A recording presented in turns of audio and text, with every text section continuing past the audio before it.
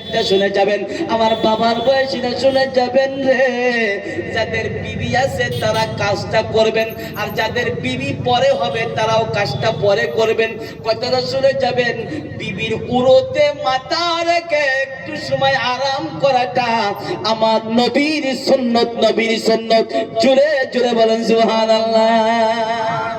একটা কথা শোনা যায়, বলে হুজুর আমি আজকে সবার মধ্যে শুনলাম বলে বোর উরোতে মাথা রেখে শোয়াটা সুন্নত। এটা যদি বউ বাড়ির মধ্যে 10টা 11টা 12টার সময় বাড়ি যাবেন, মনে মনে ভাবেন না হুজুরের কথার মতো আমল করে একটু সময় 10টা 11টা 12টার সময় বুক ডাহি তুলিয়া বোর উরোতে শুতেন না? কথাটা বুঝছেন নি? তার কারণ ওই সময় আপনার দলিল মানবো না, ওই বউ ঘুমের জন্য পাগল হয়ে যাইব। জোরে বলেন কথা ঠিক না বেঠে?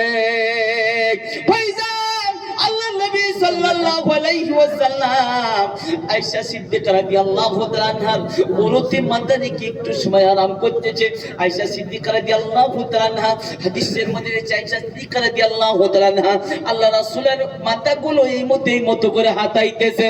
আমার রাসূল বলে, আয়েশা রে, ও আয়েশা, তুমি জানো না আমার উম্মতির কথা ভীষণ বারবার মনে পড়ে যাইতেছে। আয়েশা, আমার উম্মতির কিয়ামতের দিন কি হাল হবে, আমার উম্মতির কিয়ামতের দিন কি হাল হবে।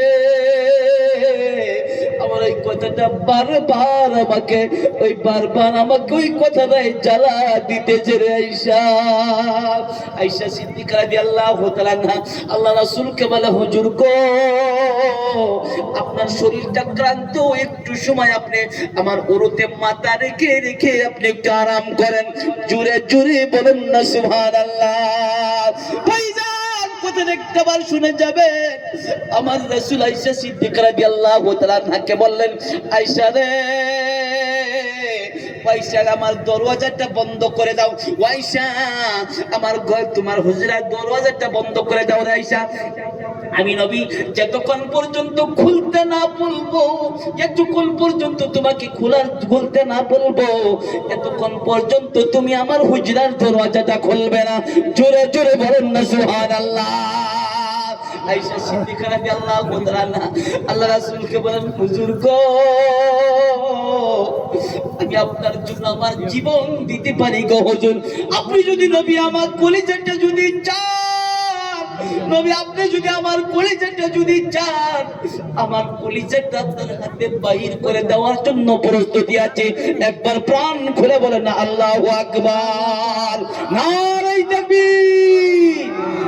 আমার ভাই জানেন না, খাদিজা রাদিয়াল্লাহু আয়েশা সিদ্দিকা রাদিয়াল্লাহু তাআলা আনহা নবীর ওয়াদা মানলেন, হুজরার দরওয়াজার মধ্যে ট্যাগ লাগায় বসে গেলেন।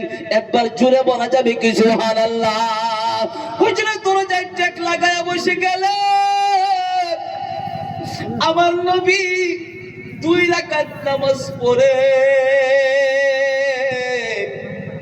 আমার নবী সিজদায় পড়ে জার হয়ে কাঁদতেছে।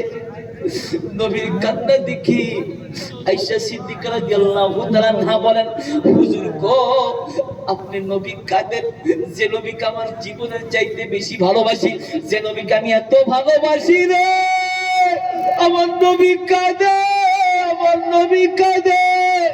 যে নবীকে এত ভালোবাসি, আমার নবী কাঁদে। আয়েশা সিদ্দিকা রাদিয়াল্লাহু তাআলা আনহা জার হয়ে কাঁদে। একবার জোরে বলেন না সুবহানাল্লাহ।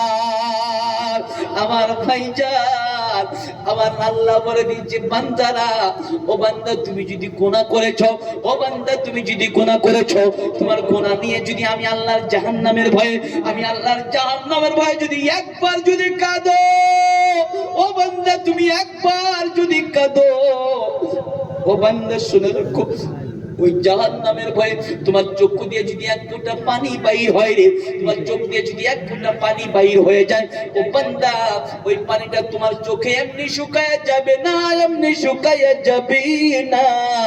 ওই পানিটা আমি আল্লাহ ফেরেশতাদের দ্বারা কবজা করে রেখে দেব। যদি তোমার কোনোদিন জাহান্নামের ফয়সালা হয়ে যায়, তোমার যদি কোনোদিন জাহান্নামের ফয়সালা হয়ে যায় রে বান্দা, আমি আল্লাহ তোমাকে ওই পানির দ্বারাই তোমার জাহান্নামের আগুন নিভাইয়া দেব। জোরে জোরে বলেন না সুবহানাল্লাহ। আর একটাবার প্রাণ খুলে বলেন সুবহানাল্লাহ। আমার চাচারা আল্লাহর নবী সাল্লাল্লাহু আলাইহি সাল্লাম জার হয়ে কাঁদছে। আমার নবী এত কাঁদা কেঁদেছে রে, হাদিসের মধ্যে আমার নবী এত কাঁদা কেঁদেছে, আমার নবীর কান্নার পানিগুলো মাটি দিয়ে বেয়ে বেয়ে বেয়ে বেয়ে হুজরাত থেকে বাহিরে চলে যাইতেছে। জোরে জোরে বলেন না সুবহানাল্লাহ। আমার বাবা ওই সময় আবু বকর সিদ্দিক রাদিয়াল্লাহু তাআলা আনহু নবীর খেদমত এনেছে, নবীর খেদমত এনেছে, নবীর খেদমত এনে দেখে রে নবীর হুজরার মধ্যে আয়েশা সিদ্দিকার হুজরার মধ্যে গুনগুন সুরে কান্দার আওয়াজ পাওয়া যায়। আয়েশা সিদ্দিকা রাদিয়াল্লাহু তাআলা আনহার হুজরার মধ্যে গুনগুন সুরে কান্নার আওয়াজ পাওয়া যায়, কান্নার আওয়াজ পাওয়া যায়। জোরে জোরে বলেন না সুবহানাল্লাহ।